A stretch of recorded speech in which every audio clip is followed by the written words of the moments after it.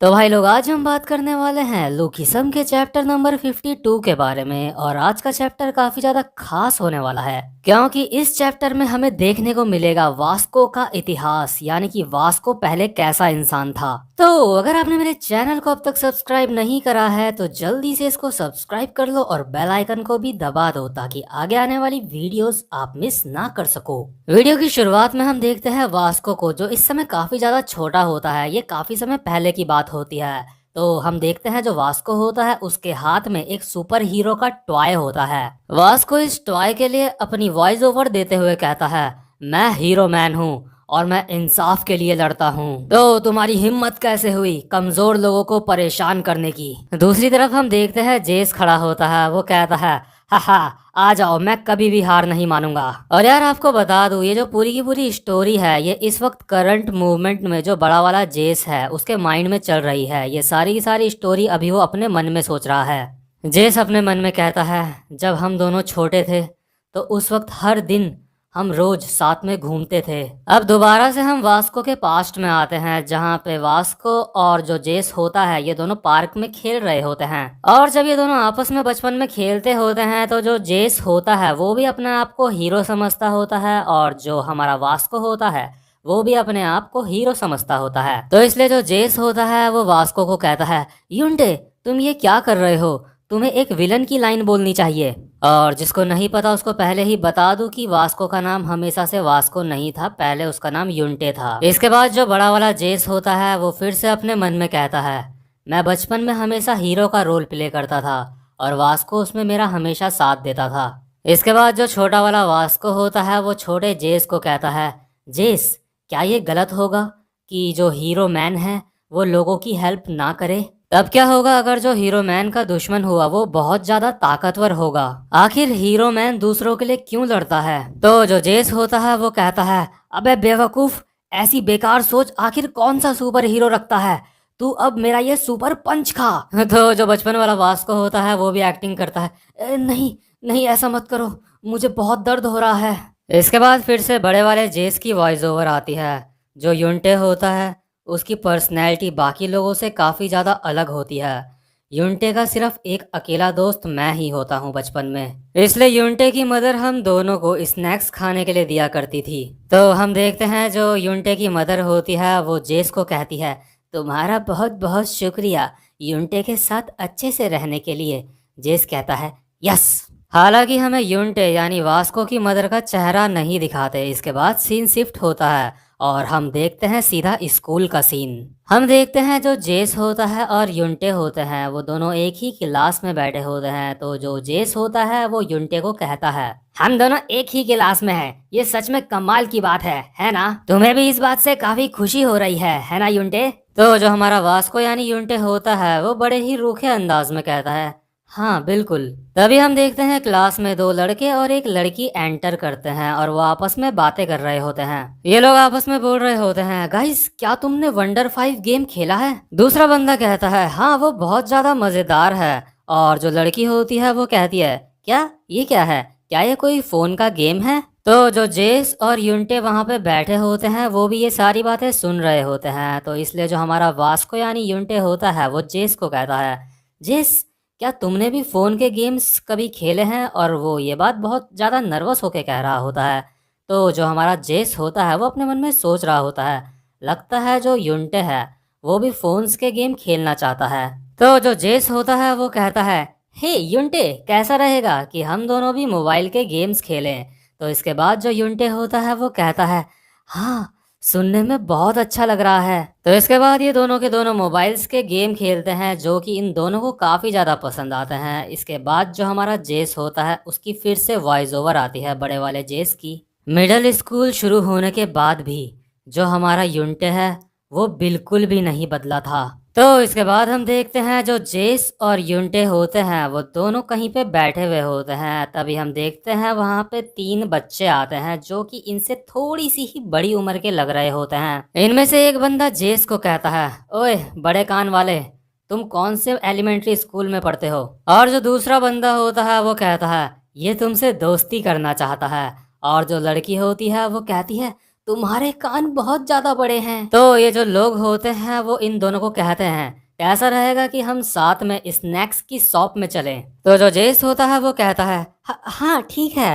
इसके बाद वो यूंटे को कहता है, यूंटे कैसा रहेगा कि तुम भी हमारे साथ चलो।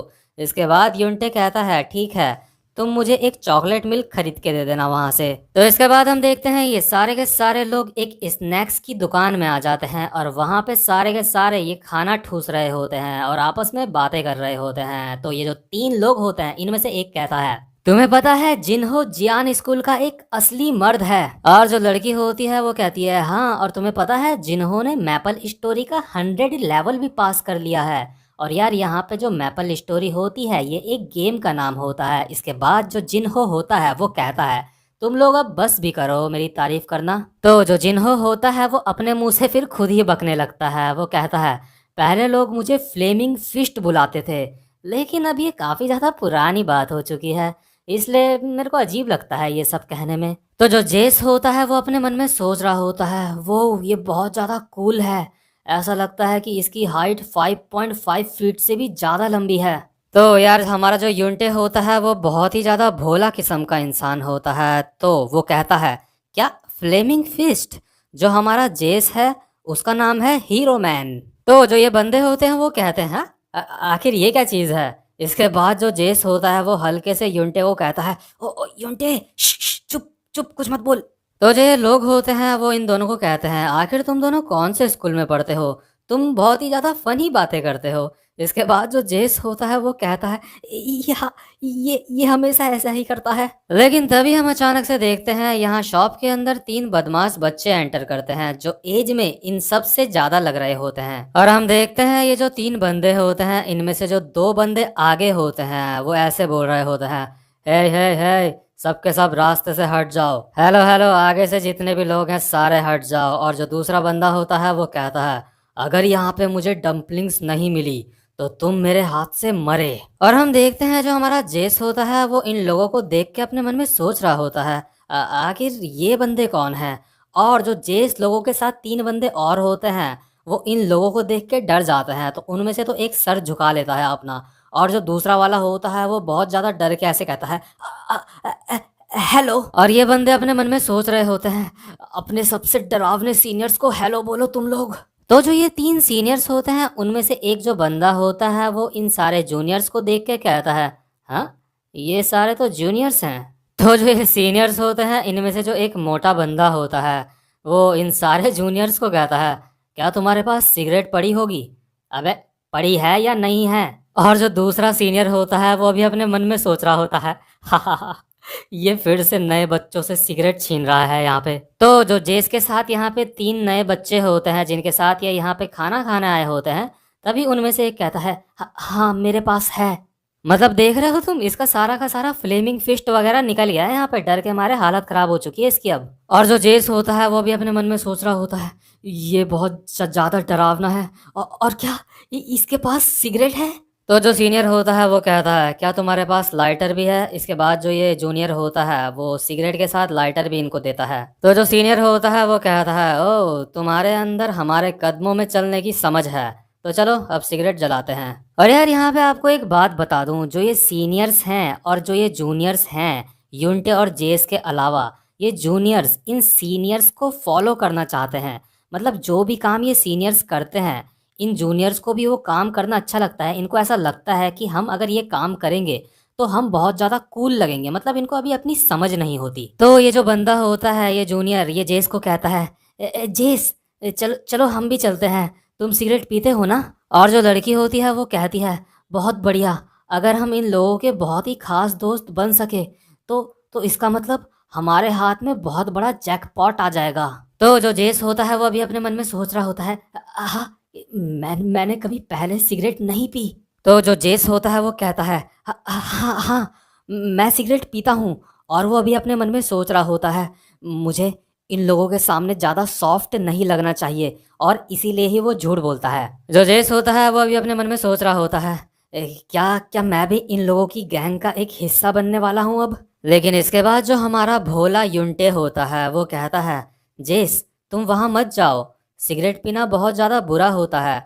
मॉम ने कहा था कि तुम्हें सिगरेट को हाथ भी नहीं लगाना चाहिए। और मॉम ने ये भी कहा था जो लोग सिगरेट पीते हैं वो लोग किसी भी काम के नहीं होते। और ये सुन के जितने भी जूनियर्स और जेस होते हैं इनकी फटके चार हो जाती है, क्योंकि जो हमारा यूनिटे होता है उसने ये बात सीनियर्स के सामने कही होती है। इसके बाद जो एक सीनियर होता है वो कहता है, हाँ आखिर ये ढक्कन कौन है, क्या ये दिमागी तौर से पागल वागल है क्या?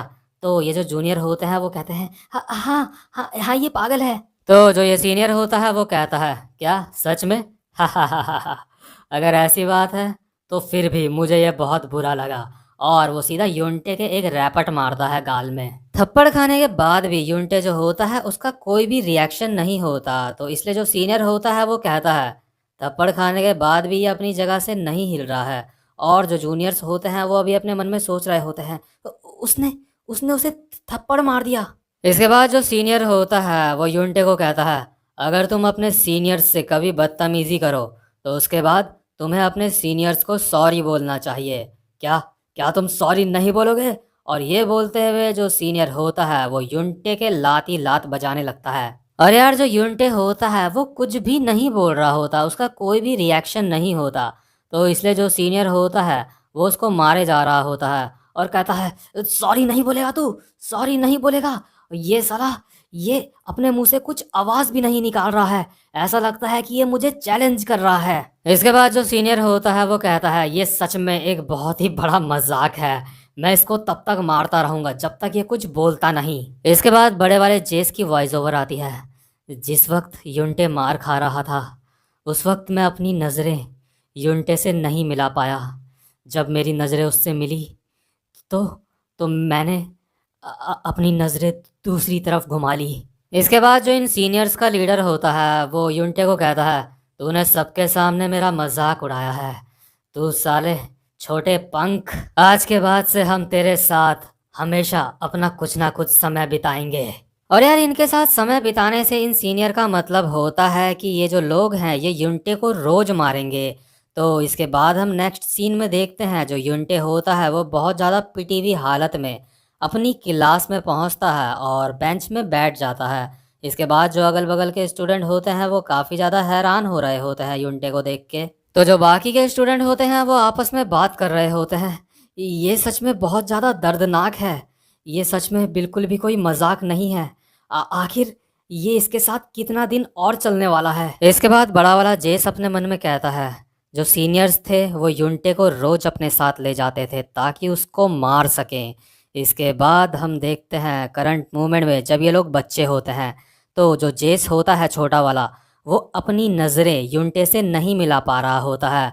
और जो जेस होता है वो अपने मन में सोच रहा होता है, यूनिटे क्या वो ठीक है? लेकिन तभी अचानक से जेस देखता है यूनिटे की शर्ट में खून लगा हुआ होता है। तो जेस अपने मन में सोचता है, हाँ क्या खून? आखिर वो लोग कितना बुरी तरह से यूनिटे को मार रहे हैं जो उसके खून निकल रहा है। क्या मुझे यूनिटे से बात करनी चाहिए? कम से कम मैं वो तो सुन ही सकता हूँ जो यूनिटे मुझे कहना चाहता होगा। इसके बाद जेस कहता है, हे यूनिटे, ऐसा लगता है तुम्हें उन लोगों की वजह से काफी मुश्किलों का सामना करना पड़ रहा है, उन बुरे लोगों की वजह से। और हम देखते हैं जो हमारा यूनिटे होता है उसकी एक आंख भी लाल होती है, मुंह से भी खून निकल रहा होता है, शर्ट में भी खून लगा हुआ होता है। लेकिन फिर भी हमारा जो यूनिटे होता है वो एक हल्की सी आवाज में कहता है, नहीं जेस, मैं ठीक हूँ। तो जो जेस होता है वो कहता है, क्या क्या तुम सच में ठीक हो? इसके बाद यूनिटे कहता है, हाँ मैं ठीक हूँ। जेस कहता है, तुम्हें कोई भी दर्द नहीं हो रहा है? यूनिटे कहता है, नहीं मुझे कोई दर्द नहीं हो रहा है। तो जो जेस होता है वो कहता है, वो लोग तुम्हें रोज क्लास से लेके चले जाते हैं तो कहीं कुछ दिक्कत तो नहीं है? यूनिटे कहता है, नहीं नहीं कोई ज़्यादा बड़ी बात नहीं है। तो जो जेस होता है वो अभी अपने मन में सोच रहा होता है, लगता है यूनिटे ठीक है। वैसे भी जो यूनिटे है वो एक स्पेशल बच्चा है, और मुझे बुरा फील करने की कोई ज़रूरत नहीं है, क्योंकि जब यूनिटे मार खा रहा था तो उस वक्त मैं भी खतरे में था। इसलिए मैंने यूनिटे की मदद नहीं करी, तो मुझे अपने आप पे शर्मिंदा नहीं होना चाहिए। वैसे भी यूनिटे ने कहा कि वो ठीक है। इसके बाद जो बड़ा वाला जेस होता है वो अपने मन में कहता है, उस वक्त यूनिटे की मदद ना करने की जो मुझे शर्मिंदगी महसूस हो रही थी वो सारी की सारी अब गायब हो चुकी थी उस वक्त। इसके बाद जो युंटे होता है वो जेस के पास आता है और कहता है, हे जेस, चलो स्नैक्स की शॉप में चलते हैं। लेकिन तभी इसके बाद जेस कहता है, वो मैंने इन लोगों के साथ बाहर जाने का प्लान बनाया था, तो इसलिए तो इसके बाद हम देखते हैं जो बाकी के बच्चे होते हैं जूनियर्स जिनके साथ जेस ने बाहर जाने का प्लान बनाया होता है, वो जेस को कहते हैं, हे जेस क्या हुआ, चलो अब जल्दी चलो। तो जो जेस होता है वो इन लोगों को कहता है, हाँ हाँ ठीक है, आज हम लोगों को क्या खाना चाहिए। इसके बाद हम देखते हैं जो जेस होता है वो अपने बाकी के दोस्तों के साथ चला जाता है बाहर, और जो युंटे होता है वो अकेला अपनी बेंच में बैठ के अपना चॉकलेट मिल्क पी रहा होता है। और यार यहाँ पे नोट करने वाली बात यह है कि युंटे के अलावा जितने भी लोग हैं जैसे कि जेस और बाकी के स्टूडेंट्स, वो अपने सीनियर्स से काफ़ी ज़्यादा प्रभावित हो रहे हैं। उनको भी उन्हीं की तरह एक बुरा इंसान बनना है। असल में उनको पता ही नहीं कि बुरा और अच्छा होता क्या है। तो इसलिए जो जेस है वो बाकी के लोगों के साथ चला जाता है। तो इसके बाद हम देखते हैं जो हमारा जेस होता है वो अपने नए दोस्तों के साथ काफी ज्यादा घुल मिल गया होता है। इतना ज्यादा घुल मिल गया होता है कि अब ये लोग कपड़े भी एक्सचेंज करने लगे होते हैं। तो जेस जा रहा होता है और अभी अपने मन में सोच रहा होता है, मुझे लगता है जब मैं नई क्लास में पहुंच जाऊंगा तो मुझे अपनी क्लासरूम चेंज करने की जरूरत है अब। लेकिन मैं तो ज्यादातर बाथरूम में ही बैठा रहता हूँ। मैं कुछ ज्यादा ही सोच रहा हूँ इस बारे में। बड़ा वाला जेस अपने मन में सोचता है, धीरे धीरे करके मैंने युंटे को खुद से दूर कर दिया, लेकिन एक दिन मैंने देखा। तो जो जेस होता है वो देखता है बहुत ही ज्यादा अंधेरे वाली जगह पे कोई खड़ा हुआ होता है। जेस अपने मन में कहता है, ये कौन है, आखिर यहाँ पे अकेला कौन है इस वक्त यहाँ पे। इसके बाद जो जेस होता है वो देखता है इस अंधेरी सी गली में स्कूल के कोने में और कोई नहीं बल्कि युंटे होता है जो अकेले में रो रहा होता है। तो जो जेस होता है वो अभी अपने मन में कहता है, यूंटे यूंटे अकेले ही सारी प्रॉब्लम्स का सामना कर रहा है, और बाहर से वो सबको ऐसा दिखाता है जैसे उसे कोई भी परेशानी नहीं है। तो इसके बाद जो बड़ा वाला जेस होता है वो अपने मन में सोचता है, वो पहली बार था जब मैंने यूंटे को रोते हुए देखा था, और उस वक्त भी मैंने यूंटे को इग्नोर मार दिया था। इसके बाद हम देखते हैं जो छोटा वाला जेस होता है वो अपने मन में सोचता है, मैंने कुछ नहीं देखा, मैंने कुछ नहीं देखा। और जो जेस होता है वो वहां से भाग जाता है। और अगले दिन हम देखते हैं जो यूंटे होता है वो अपनी क्लास में नहीं आया होता है। इसके बाद जो जेस होता है वो अपने मन में सोचता है, यूंटे उन लोगों में से नहीं है जो अपने परेशानियों से भाग जाए, जरूर उसके साथ कुछ ना कुछ तो बुरा हुआ होगा।